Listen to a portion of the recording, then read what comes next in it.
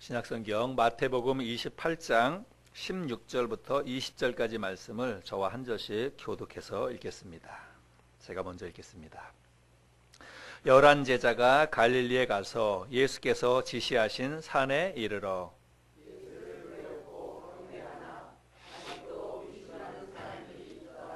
예수께서 나와 말씀하여 이르시되 하늘과 땅의 모든 권세를 내게 주셨으니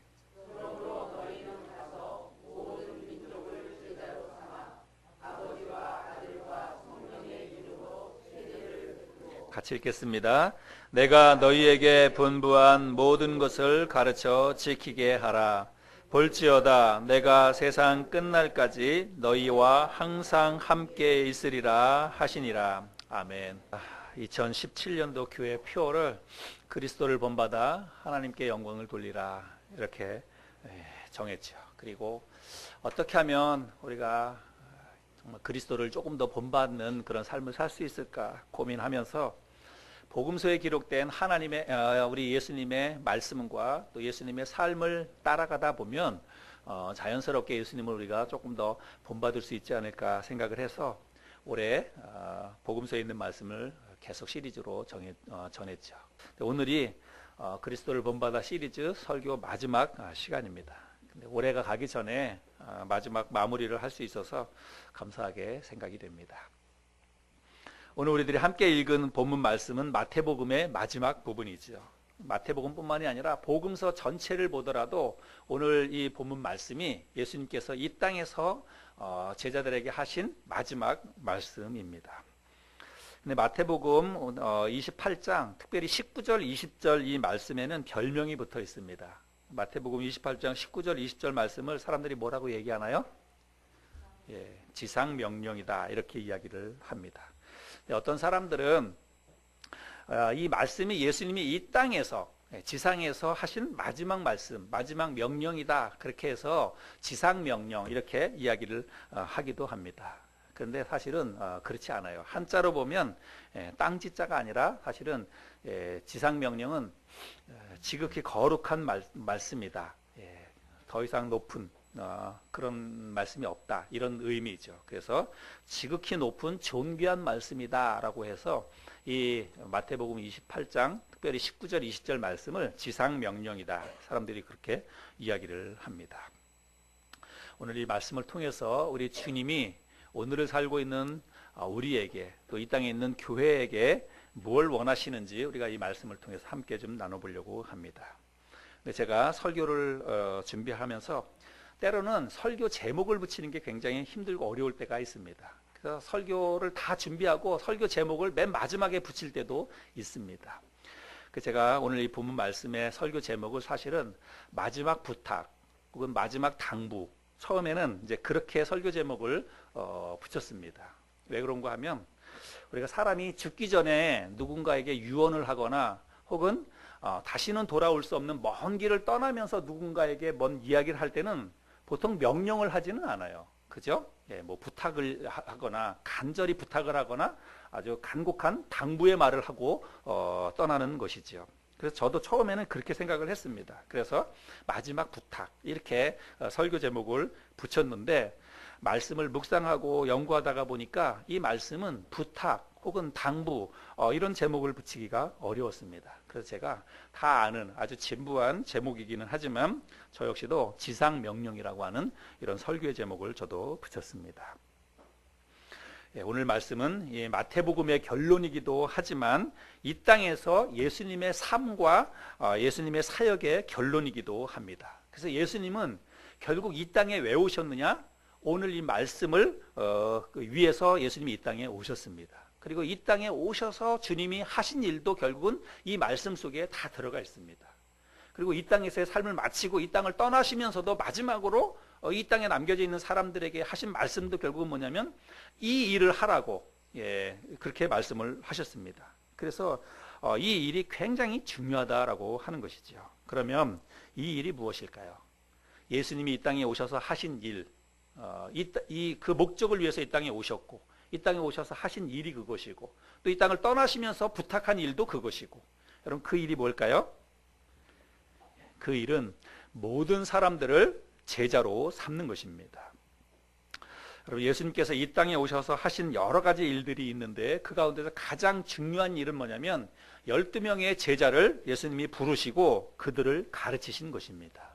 물론 예수님께서 사람들에게 귀신 들린 사람의 귀신을 내어 쫓기도 하고 병든 사람들의 질병을 고쳐주기도 하고 또 오병이어와 같은 큰 이적과 기사를 행하시기도 하고 그랬습니다. 많은 일들을 하셨지요.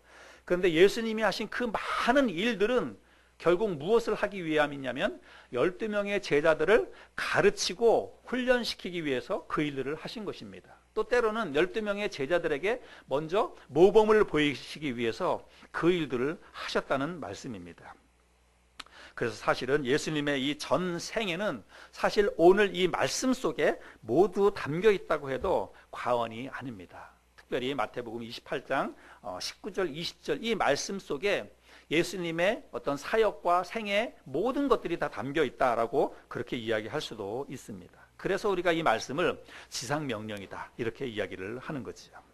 오늘 이 말씀을 조금 더 자세히 한번 좀 살펴보면 예수님께서 부활하셨지요. 그러니까 부활하신 다음에 우리 예수님이 막달라 마리아와 또 다른 마리아와 몇몇 여인들에게 예수님이 부활하신 몸을 먼저 보여주셨습니다. 그리고 그 여인들에게 뭐라고 얘기하냐면 지금 나의 제자들이 모여있는 곳에 가서 제자들에게 빨리 갈릴리로 오라고 이야기하라는 것입니다. 그러면 갈릴리에 오면 거기서 나를 만날 것이다 그렇게 이야기하지요. 그런 말씀이 마태복음 28장 9절 10절에 있습니다. 한번 읽어볼까요? 9절 10절 예수께서 그들을 만나, 여기 그들은 막달라 마리아와 또 다른 마리아 이런 여인들입니다. 예수께서 그들을 만나 이르시되 평안하냐 하시거늘 여자들이 나아가 그 발을 붙잡고 경배하니 이에 예수께서 이르시되 무서워하지 말라 가서 내 형제들에게 갈릴리로 가라 하라 거기서 나를 보리라 하시니라. 그래서 예수님이 처음 만났던 그 여인들에게 뭐라고 얘기하냐면 빨리 가서 나의 제자들에게 갈릴리로 오라 이렇게 이야기하라는 것입니다. 그러면 거길로 오면 거기서 나를 만날 것이다 이렇게 이야기를 하는 거죠. 그래서 여인들이 이 이야기를 예수님의 제자들에게 가서 알렸습니다. 그래서 이제 11명의 제자가 갈릴리로 가게 됩니다. 그리고 갈릴리에 가서 부활하신 주님을 거기서 만나지요. 처음 주님을 만났을 때 주님께서 이제 제자들에게 하시는 말씀이 뭐냐면 내가 하늘과 땅의 모든 권세가 나에게 있다. 그렇게 말씀하시면서 가서 모든 민족을 제자로 삼고 그들에게 침례를 베풀고 그리고 말씀을 가르쳐서 지키게 하라 이렇게 이야기를 하십니다. 그래서 부활하신 주님이 제자들을 만나서 하신 말씀이 바로 그것이었습니다. 그래서 가서 모든 민족을 제자 삼고 그리고 아버지와 아들과 성령의 이름으로 그들에게 침례를 베풀고 내가 너희에게 분부한 모든 것을 가르쳐서 지키게 하라 이렇게 이야기를 하셨습니다. 그런데 오늘 읽었던 이 본문 말씀에 보면 우리가 이걸 왜 지상 명령이다 이렇게 얘기하냐면 예수님이 하신 말씀 속에 명령형 동사가 사용되고 있기 때문에 그래요. 근데 우리가 여기 말씀해 보면 명령형 동사가 세 개인 것처럼 보입니다. 하나는 모든 민족을 제자로 삼으라, 또 하나는 그들에게 침례를 베풀라, 또 하나는 모든 것을 가르쳐서 지키게 하라. 이게 명령형 동사가 세 개가 있는 것처럼 그렇게 보입니다. 그러나 사실은 이 본문 속의 명령형 동사는 하나밖에 없습니다. 그 하나는 뭐냐면 모든 민족을 제자로 삼으라라고 하는 거예요. 제자 삼으라라고 하는 그 단어만 명령형 동사가 쓰여 있습니다. 그럼 나머지 두 개는 뭐냐면 제자를 삼기 위한 수단과 방법이라고 할 수가 있습니다. 그래서 너희들이 제자로 삼기 위해서 사람들에게 침례를 베풀고 또 제자로 삼기 위해서 그들에게 말씀을 가르치라 이런 뜻입니다. 그래서 예수님께서 다른 제자들에게 이제 이 땅에서의 삶을 마감하시면서 하늘로 올라가시기 전에 마지막으로 한 이야기는 뭐냐면 이 땅에 있는 모든 사람들을 제자 삼으라 이렇게 말씀을 하셨다는 것입니다. 예수님께서는 이제 이 말씀을 마지막으로 하시고 하늘로 올라가셨죠. 그런데 사실은 그걸로 끝이 아닙니다. 하늘로 올라가시고 빠이빠이 이제는 이제 영이별이다. 너희들이 이제 이 땅에서 알아서 해라. 그게 아니고 예수님께서 올라가시면서 뭐라고 얘기하냐면 가더라도 내가 세상 끝날까지 너희와 항상 함께 있을 것이다 이렇게 말씀을 하십니다. 20절 뒷부분에 보면 볼지어다 내가 세상 끝날까지 너희와 항상 함께 있으리라 하시니라. 나는 가지만 내가 너희들과 영 이별이 아니라 너희들과 끝까지 함께 있을 것이다. 그러니까 너희들이 두려워하지 말고 겁먹지 말고 세상 속에 나아가서 모든 민족들을 내 제자로 삼으라. 이렇게 예수님이 말씀을 하셨다는 것입니다. 자, 이제 이렇게 해서 예수님과 제자들은 사실은 이 땅에서는 이별을 하게 되지요. 근데 예수님의 제자들이 이제 주님과 이별을 한 다음에 예수님의 제자들이 무슨 일을 하게 되냐면 주님이 말씀하셨던 바로 그 일, 가서 모든 사람들을 제자 삼는 그 일을 그 즉시 예수님의 제자들이 하게 됩니다. 마태복음에 보면 이제 그냥 이별하는 장면으로 끝이 나지요.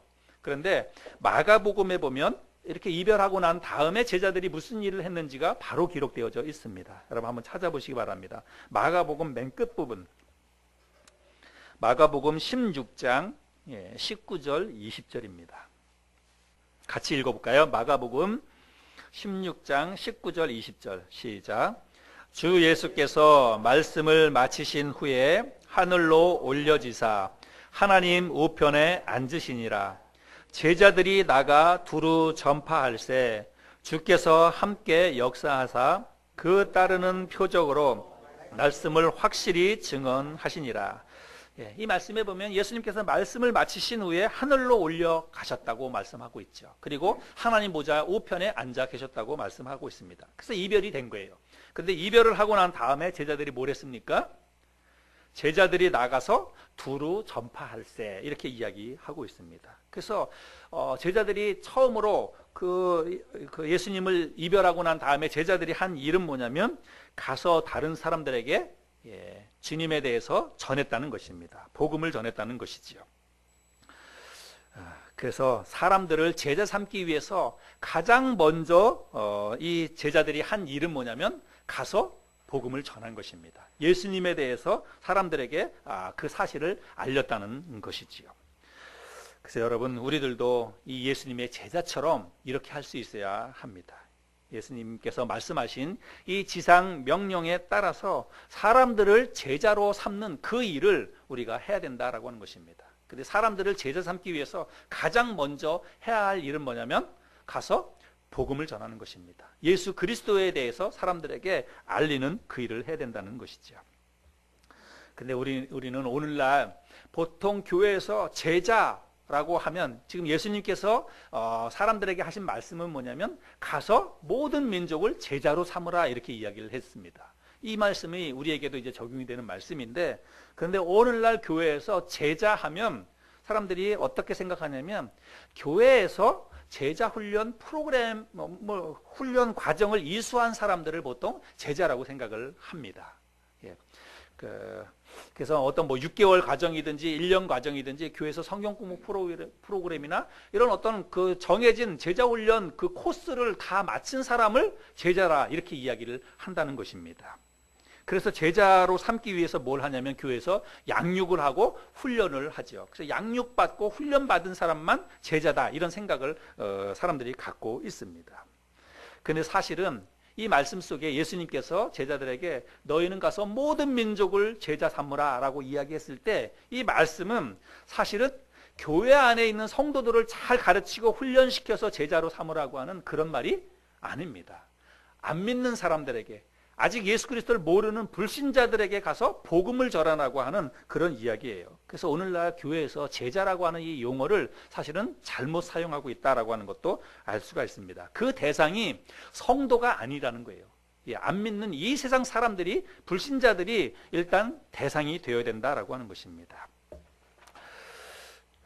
그래서 주님께서 모든 민족을 제자 삼으라라고 하신 이 말씀은 사실은 1차적으로는 그 대상이 안 믿는 사람이라고 하는 것을 알 수 있습니다. 그래서 안 믿는 사람들에게 복음을 전해서 그 사람들로 하여금 그리스도인이 되게 하라라고 하는 것을 예수님께서는 지금 제자 삼으라 이렇게 표현을 했다는 것입니다. 자, 그런 거에 대해서 제가 성경을 통해서 여러분에게 확인시켜 드리겠습니다. 여러분 사도행전 6장을 한번 펴보시기 바랍니다. 사도행전 6장 초대교회 예수님의 제자들과 초대교회 성도들이 제자라고 하는 용어를 어떻게 사용했는지 한번 말씀을 통해서 우리가 확인해 보도록 하겠습니다. 사도행전 6장 1절과 7절 두 구절인데요. 자, 1절을 읽어보겠습니다. 그때에 제자가 더 많아졌는데 헬라파 유대인들이 자기의 과부들이 매일의 구제에 빠짐으로 히브리파 사람을 원망하니. 자, 여기 사도행전 6장 이 말씀은 예수님께서 부활하시고 승천하신 다음에 예수님의 제자들에게 성령이 임했습니다. 그래서 성령이 임한 제자들이 열심히 나가서 복음을 전하고 부활하신 주님을 증언하게 됩니다. 그래서 예루살렘에 많은 이제 그리스도인들이 생겨나게 되는 것입니다. 그래서 교회 안에서 예수 그리스도의 이 복음을 받아들이고 예수님을 믿고 따라가겠다고 결정했던 사람들이 많이 생겨나게 된 거예요.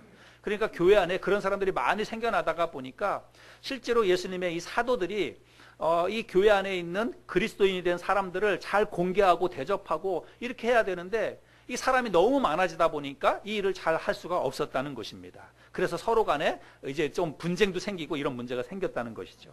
어찌됐든지 간에 이 말씀은 뭐냐면 예수님의 그 제자들과 사도들이 복음을 전해서 교회 안에 그리스도인들이 많이 생겨나게 된 것을 가지고 그때의 제자가 더 많아졌는데 이런 표현을 하고 있다는 것입니다. 자, 그 다음에 7절도 볼까요?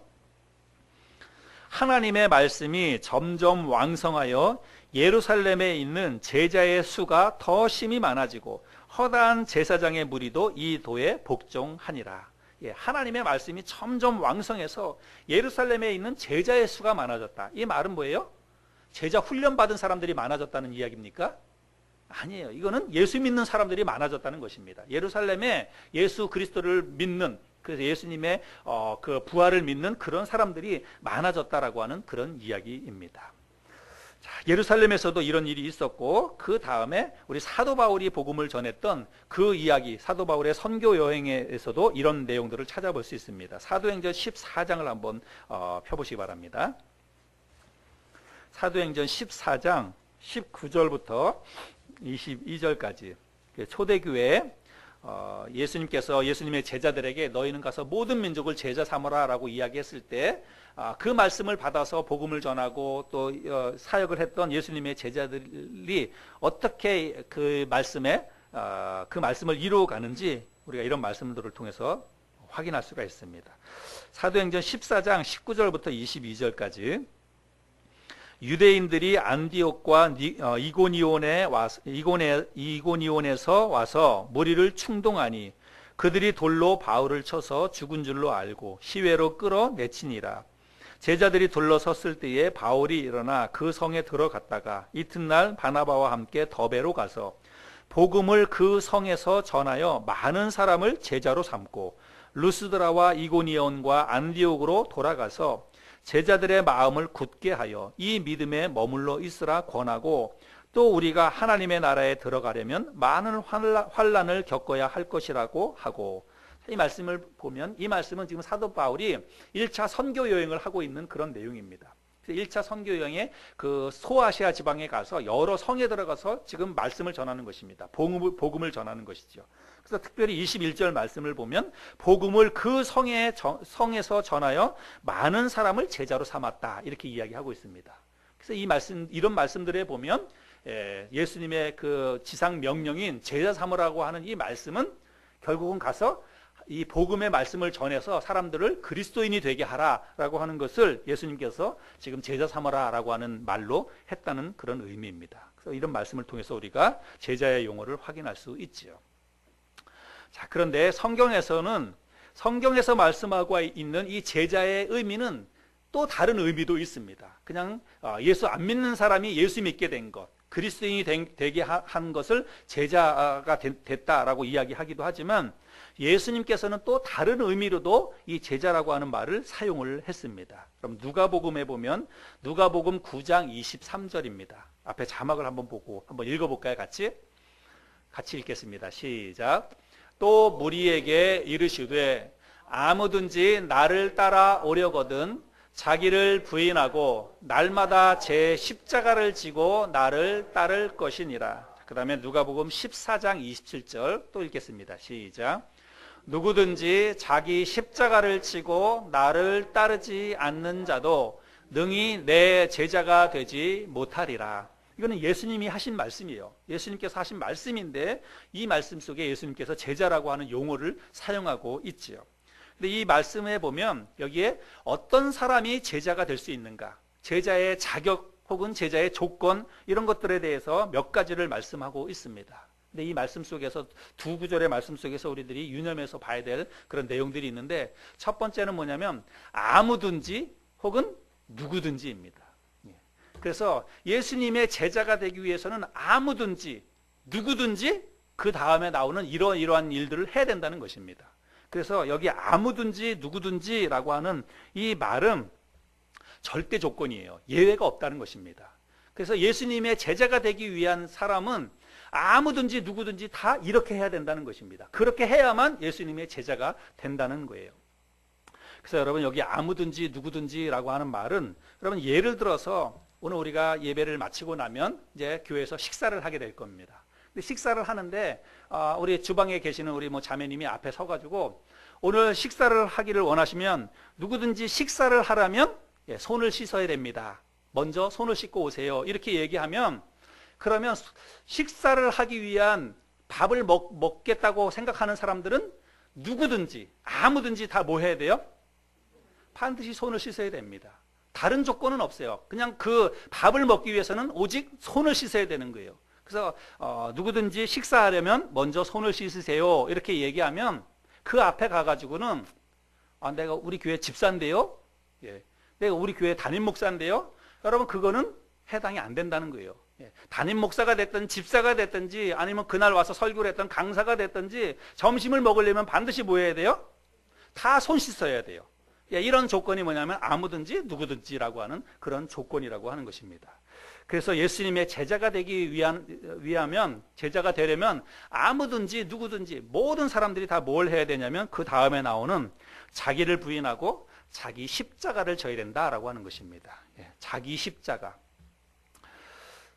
그래서 두 구절 말씀에서 보면 자기를 부인하고 자기 십자가를 지고 주님을 따르는 사람들만 주님의 제자가 될 수 있다라고 이야기를 하고 있습니다. 근데 자기를 부인한다는 말이 뭐냐면, 자기를 부인한다는 말과 십자가를 진다는 말은 결국 같은 의미입니다. 두 말이 조금 어려울 수 있어요, 우리가. 근데 여러분, 자기를 부인한다 그리고 자기 십자가를 진다, 이 말은 결국 같은 겁니다. 어떻게 같냐면, 여러분, 십자가라고 하는 게 뭐예요? 십자가라고 하는 거는 사형의 틀입니다. 사형의 틀이에요. 그래서 십자가는 뭘 의미하는 거냐면, 십자가는 죽음을 의미하는 거예요. 죽음. 그래서 자기를 부인한다라고 하는 그것도 뭐냐면 결국은 자기를 죽여야 된다는 것입니다. 내가 예수님을 따라가고 진정으로 내가 예수님의 제자가 되기를 원한다면 자기를 죽여야 된다는 거예요. 자기 십자가를 진다는 말이 뭐냐면 결국은 자기를 죽여야 된다는 것입니다. 자기를 죽인다는 걸 칼로 찔러서 나를 죽인다는 말이 아닙니다. 내 생각, 내 경험, 그리고 내 삶, 이런 모든 것들을 다 죽여야 된다는 것입니다. 이 죽인다는 말은 우선순위를 사실은 이야기하는 것입니다. 그래서 결국은 자기를 죽인다는 이 말은 뭐냐면 삶의 주인을 바꾼다는 그런 의미가 될 수 있습니다. 여러분, 우리가 예수 믿기 전에 지금까지 여러분이 태어나서 지금까지 살아오는 동안에 여러분의 인생의 주인은 누구입니까? 여러분의 삶의 주인은 누구예요? 나입니다. 내가 내 삶의 주인이에요. 내가. 예수 믿기 전에 우리는 모든 사람들이 자기 인생을 자기 결정대로 살아갑니다. 여러분, 물론 아이들이 있어요. 아이들은 부모님이 모든 것들을 결정해 주기도 하고 부모님의 뜻에 따라서 아이들이 크는 것 같지만, 여러분, 그 어린 아이들도 자기 삶의 주인은 자기예요. 자기 고집대로 하는 게 얼마나 많습니까? 다 부모님이 시키는 대로 다 하나요? 어린 아이들이? 안 그렇잖아요. 자기 인생이에요. 그래서 조금만 크면 아이들이 엄마 아빠 간섭하지 말라고 이야기합니다. 내 인생 내가 알아서 한다고 그래요. 조금 머리 크면은 말도 못 붙이게 합니다. 자기 인생 자기가 알아서 한다 그래요. 잘못돼도 내가 책임진다고 막 이런 말 합니다.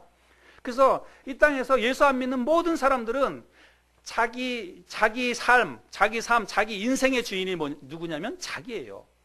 근데 여러분, 우리가 평생을 내가 태어나서 죽는 순간까지 내 인생은 내 것이다, 내 인생의 주인은 나다, 이런 생각을 가지고 살아가는데 예수를 믿으면 여러분 이게 바뀌어야 된다는 것입니다. 예수를 믿으면 내 삶의 계획과 목표와 내 인생의 모든 그런 어떤 그 앞으로 살아가는 모든 계획과 목적과 이런 것들이요 사실은 다 바뀌어야 된다는 거예요. 여러분 이게 뭐냐면 바로 자기를 부인한다는 그런 의미입니다. 이게 바로 자기 십자가를 진다는 거예요. 나는 없다. 이제부터는 내 인생의 주인이 바로 우리 주님이시다. 그리고 우리 하나님이시다. 이렇게 고백하는 게 바로 믿음이고 그게 바로 그리스도인이 된다는 그런 의미입니다. 그래서 여기 자기를 부인하고 자기 십자가를 지고 나를 따라야 된다라고 하는 것은 삶의 주인을 바꿔야 된다는 거예요. 이제부터는 내 인생의 주인이 내가 아니고 오직 주님이 바로 나의 주인이 되셨습니다. 그래서 우리가 예수님을 주님 이렇게 부르는 거예요. 여러분 주님이라고 하는 말은 주라고 하는 게 주인 주자예요. 주인이 바뀌었다는 것입니다. 그냥 우리가 입으로만 주님 주님 이게 아니라 내 인생의 주인이 내가 아니라 이제는 주님으로 바뀌었습니다. 그래서 당신이 나의 주님이십니다. 주인이십니다. 이런 의미로 우리가 주님이라고 하는 표현을 쓰는 거예요.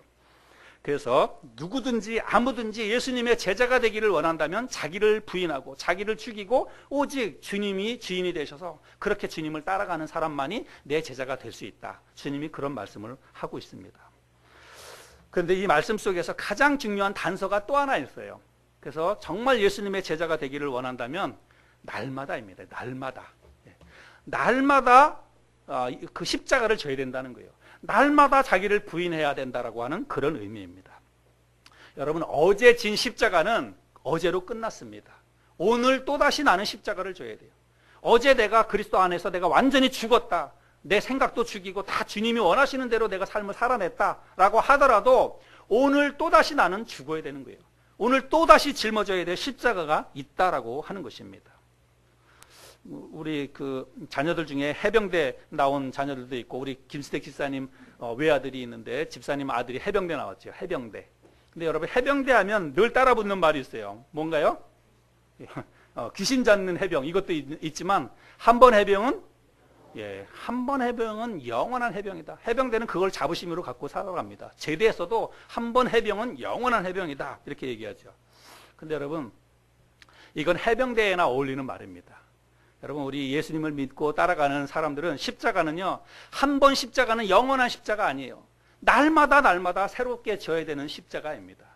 어제 내가 십자가 안에서 내가 승리했다고 하더라도 오늘 나에게 승리가 보장되지 않아요. 내가 오늘 깨어있지 않으면 나는 오늘은 그냥 내가 살아가는 것입니다. 내가 내 인생의 주인이 돼서 내 마음대로 결정하고 내 마음대로 살아가는 거예요. 또다시 나를 십자가 안에서 쳐서 죽일 수 있어야 된다는 것입니다. 그래서 날마다 내 십자가를 지고 나를 부인하고 살아가는 사람만이 바로 예수님의 제자가 될 수 있다. 예수님이 그런 말씀을 하셨다는 것입니다. 그래서 이런 말씀에 보면 여러분 우리가 나 뭐 제자 훈련 받았어. 교회에서 나 제자 훈련 받았어. 수료증 받았어. 그런다고 해서 제자가 되는 게 아닙니다. 제자는요 제자 훈련 받지 않아도 제자가 될 수 있습니다. 제자 훈련 과정을 다 이수했어도 예수님의 제자가 되지 못할 수 있다는 거예요. 날마다 자기를 부인하는 그런 삶을 살지 않으면 예수님의 제자가 될 수 없다라고 하는 말입니다. 그래서 결론적으로 예수님의 제자는 어떤 사람이냐면 날마다 자기를 부인하고 자기 십자가를 지고 그리스도를 따라가는 사람, 그런 사람이 바로 예수님의 제자라고 하는 것입니다. 근데 사실 이 말은 그리스도인이라고 하는 이 말과 여러분 이게 다른 말이 아닙니다. 여러분 이거 잘 기억하셔야 돼요. 우리는 보통 교회에서 그리스도인 하면 여러분 그리스도인 하면 우리가 뭘 생각하냐면 교회 다니는 사람. 교회 다니는 사람을 우리가 보통 그리스도인이다 이렇게 이야기합니다. 그래서 그냥 예수 믿는 사람 혹은 교회 다니는 사람을 다 그리스도인이다. 우리가 그렇게 보통 이야기하지요. 근데 여러분 진짜 그리스도인은 그냥 예수를 믿을 뿐만 아니라 교회를 다닐 뿐만 아니라 예수가 자기의 주인이 된 사람이 진짜 그리스도인입니다. 정말 예수 그리스도를 마음속에 주님으로 영접하고 삶의 주인을 내가 아니라 주님으로 바꾸고 날마다 삶 속에서 자기를 부인하는 그런 훈련을 하고 그런 것을 습관적으로 그렇게 도전하는 사람이 진짜 그리스도인이에요. 날마다 삶 가운데서 그리스도를 마음속에 받아들이고 그 자기 자신을 죽이는 그런 삶을 살아내는 사람이 진짜로 그리스도인이라고 하는 것입니다. 그래서 그리스도인하고 제자하고는 사실은 다른 의미가 아니에요. 같은 의미입니다. 근데 우리가 오늘날 그런 것들을 잘못 사용해서 그냥 교회만 다니면, 그냥 내가 예수 믿는다고 하면 그 사람은 그리스도인이다. 그냥 다른 종교와 비교해가지고, 뭐 불교 아니면 천주교인 이런 거와 비교해가지고 교회 다니는 사람은 그리스도인이다 이렇게 얘기하고 그렇지만, 여러분 성경에서 예수님의 제자들이 처음으로 그리스도인이라고 하는 호칭을 받았을 때 이런 것들을 생각해 보면, 여러분 많은 환난과 핍박 속에서도 그리스도를 부인하지 아니하고 내가 목숨을 걸고 나는 예수 믿는 사람이다라고 하는 것을 사람들에게 보여줬을 때 비로소 사람들이 그 사람들을 향해서 뭐라고 이야기하냐면, 저 사람들은 그리스도인이다 이렇게 별명을 붙여줬다는 거예요.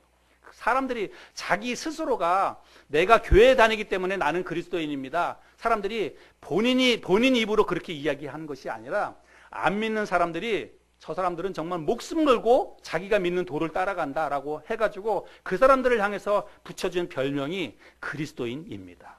그래서 여러분, 그리스도인이라고 하는 이 말은 정말로 내가 예수님의 제자로서 날마다 내 삶 가운데서 나를 부인하고 예수 그리스도를 따라가겠다 결정하고 그런 삶을 살아내는 사람이 바로 진정한 의미에서의 그리스도인이라고 하는 것입니다.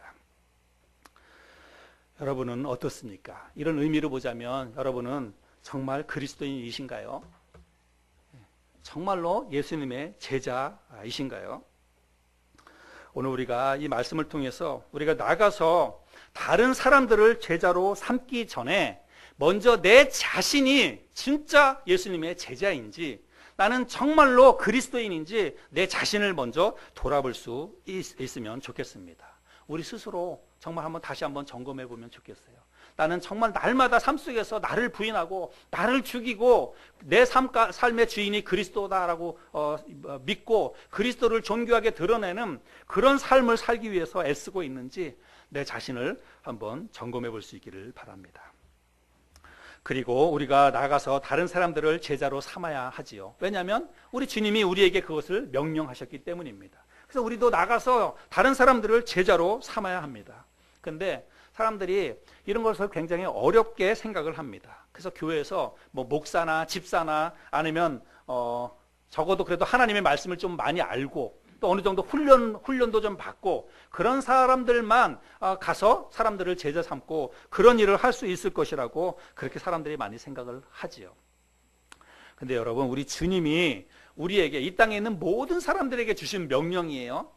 이 땅에 있는 모든 그리스도인들에게 주신 명령인데, 우리 주님이 우리가 잘 하지도 못할 거, 우리가 정말 어렵고 힘들어서 지키지도 못할 그런 것들을 하라고 우리 주님이 우리에게 명령을 하셨을까요?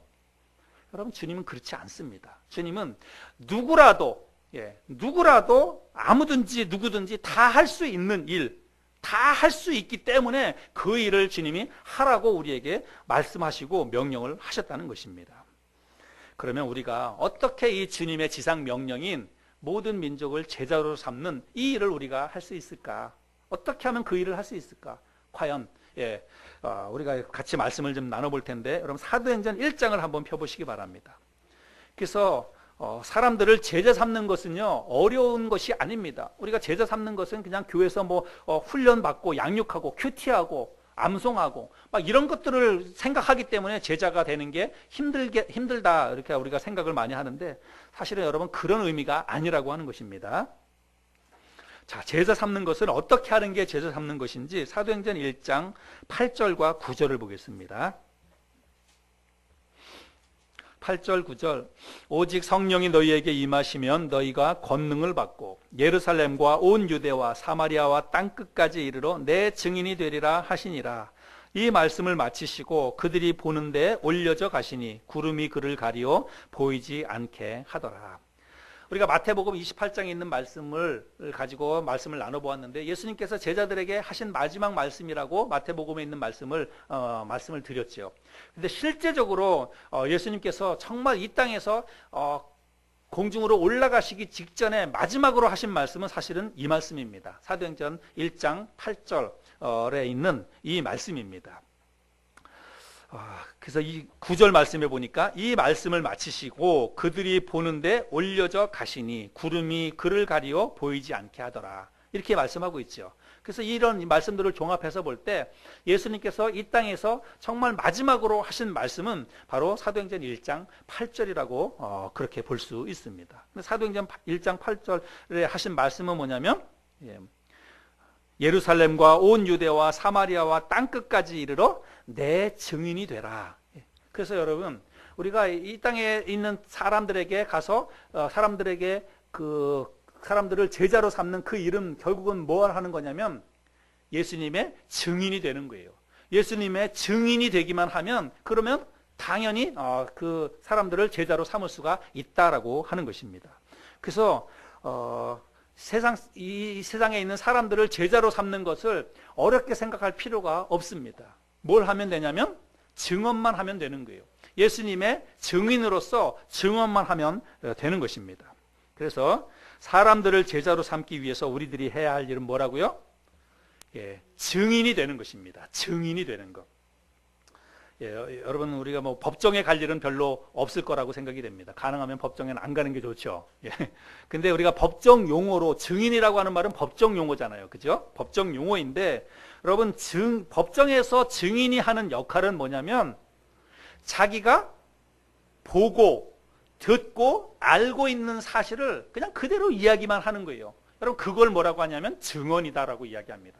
법정에서 증인이 그 법정에서 증언을 하는 것은 그냥 자기가 알고 있는 것, 자기가 혹은 보았다든지 아니면 들었다든지 보고 듣고 알고 있는 사실을 사실 그대로만 이야기하면 되는 거예요. 어려운 거 없습니다. 증인의 역할은 어려운 게 없습니다. 그냥 뭐 말 잘하는 거 아니에요. 판사나 이런 사람들이 그 사람이 말을 얼마나 잘하는가 그걸 보겠습니까? 사실을 보는 거예요. 그 사람이 진짜 그거를 봤는지, 진짜 그것을 알고 있는지, 그 사실을 보는 거죠. 그래서 증인의 역할은 말을 잘하는 데 있지 않습니다. 자기가 얼마나 진솔하게 그것을 이야기하는가, 그거를 사람들이 생각을 하는 거죠. 그래서 우리가 나가서 사람들을 제자 삼아야 되는데, 제자 삼기 위해서 우리에게 필요한 것은 성경 지식이 아닙니다. 여러분, 성경을 많이 알아야 우리가 복음 전도한다고 이렇게 생각할 수 있는데, 여러분, 그렇지 않아요. 성경 지식을 가지고 우리가 그 사람들을 제자 삼는 게 아닙니다. 성경은 몰라도 상관없어요. 내가 진짜로 예수님을 만났다면, 내가 진짜로 예수님을 믿고만 있다면 내가 믿는 예수님을 그냥 이야기해주면 되는 것입니다. 내가 알고 있는 예수님에 대해서 그냥 이야기만 해주면 되는 거예요. 성경 굳이 뭐 성경책 찾아가면서 이야기할 필요도 사실은 없습니다. 여러분, 증인의 역할은 그냥 자기가 알고 있는 사실, 자기가 들었던 거, 보았던 거, 그 사실만 그냥 판사 앞에서 이야기만 하면 되는 거예요. 그러면 판사가 알아서 다 결정을 하는 것입니다. 여러분, 우리가 사람들을 제자 삼기 위해서 할 수 있는 일은 뭐냐면 내가 알고 있는 만큼, 내가 들은 만큼, 그리고 내가 마음속에 느끼는 만큼 그 사실만 사람들에게 설명을 해주면 돼요. 믿고 안 믿고는 사실은 그 사람의 선택입니다. 그 사람을 억지로 내가 설득해가지고 그 사람을 교회에 갖다 앉혀놓는다든지, 억지로 설득해가지고 그 사람을 예수 믿게 만든다든지, 여러분, 우리는 그런 능력이 없습니다. 우리가 어떻게 한 사람의 삶에 관여해가지고 그 사람의 생각을 바꾸고 그 사람의 어떤 살아온 모든 인생관을 이렇게 바꿔낼 수 있습니까? 그건 우리가 하는 게 아니에요. 그냥 내가 만난 예수님, 내가 알고 있는 예수님을 그냥 설명만 하는 것입니다. 그러면 그 사실을 받아들이고 그거를 믿을지 안 믿을지는 그 사람의 결정이에요. 그 사람의 몫이라고 하는 것입니다. 그래서 여러분, 증인의 역할은 어려운 게 아닙니다. 우리가 증인이 되기 위해서 사람들을 설득하기 위해서 상담을 공부하거나 심리학을 공부하거나 그럴 필요가 없어요. 우리는 그저 내가 만난 예수, 내가 알고 있는 예수를 사람들에게 알려주고 설명만 하면 되는 것입니다. 여러분, 이게 바로 모든 민족을 제자 삼는 그런 방법이라고 하는 것입니다. 2000년 전에 이 땅에서의 삶을 마치시고 이제 아버지 계신 하늘로 우리 승천하신 주님이 승천하시기 직전에 이 땅에 남겨져 있는 모든 사람들에게, 그 당시에 그 자리에 있었던 예수님의 제자들에게 하신 말씀이지만, 이 말씀은 오늘을 살고 있는 우리 모두에게도 하시는 주님의 말씀이죠. 뭐라고 말씀하시냐면 너희는 가서 모든 민족을 제자 삼으라 라고 말씀하고 있습니다. 여러분, 제자 삼는 것은 제가 말씀드린 것처럼 어려운 게 아닙니다. 내가 지금 알고 있는 예수, 내가 지금 믿고 있는 예수를 사람들에게 알려주기만 하면 되는 거예요. 설명해 주기만 하면 되는 것입니다. 그런데 이 말씀을 지상 명령이라고 우리들이 이야기하지요. 여러분, 이 말씀은 모든 사람들이 받아들이고 또 따라야 할 지극히 존귀한 명령입니다. 예수님께서 이 말씀을 당부나 권면으로 한 것이 아니라 그렇게 하라고, 모든 민족을 제자로 삼으라라고 주님이 명령을 하셨다는 거예요. 근데 여러분, 우리가 군대 다녀오신 분들이 계시지만 군대의 상관이 부하에게 뭔가 명령을 했다면, 직장에 있는 직장의 상사가 밑에 있는 사람들에게 뭔가 뭐 해야 할 일에 대해서 명령을 했다면, 여러분, 군대 상관이나 직장 상사의 명령을 거역할 수 있습니까? 그거를 그냥 거부하고 하기 싫다고 안 하겠다고 그거를 그냥 무시하고 그냥 그렇게 지낼 수 있습니까? 여러분, 우리 그렇게 하지 않잖아요. 하다못해 우리가 직장 생활을 하더라도, 군대 생활을 하더라도 직장의 상사나 군대의 상관이 명령하면 여러분, 우리가 힘들고 어렵고 하기 싫어도 우리가 그 일을 하잖아요. 하물며 우리 주님의 명령이겠습니까? 하물며 우리 하나님께서 하시는 이 말씀이겠습니까? 그래서 우리가 이 말씀을 잘 기억하고 우리가 지상 명령을 나에게 주시는 하나님의 말씀으로 우리가 마음속에 새겨듣고, 힘들다고 어렵다고 생각하지 마시고 내 주위에 있는 사람들에게, 먼저는 부모님에게, 그리고 내 친구들과 우리 가족들에게 그냥 알려주는 거예요. 내가 믿은 예수, 내가 예수 믿으니까 너무 이런 게 좋더라 라고 하면서 그런 사람들에게 내가 믿는 예수를 내가 알고 있는 만큼만 설명을 하면 됩니다. 그 다음에 그 사람이 예수를 믿을지 안 믿을지는 그 사람의 선택이고, 그 사람이 믿는 과정 속에서 하나님의 역사가 있어야 돼요. 하나님이 도와주시고 성령께서 그 사람의 마음을 움직이시면 그 사람이 예수님의 제자가 될 수 있다라고 하는 사실입니다. 우리는 그런 사실을 확신하면서 주님께서 우리에게 말씀하신 이 지상 명령을 실제로 삶 가운데 실천하고 또 적용해서 내 주위에 있는 사람들을 예수님의 제자가 되게 하기 위해서 힘쓰는 저와 여러분들이 될 수 있기를 바랍니다.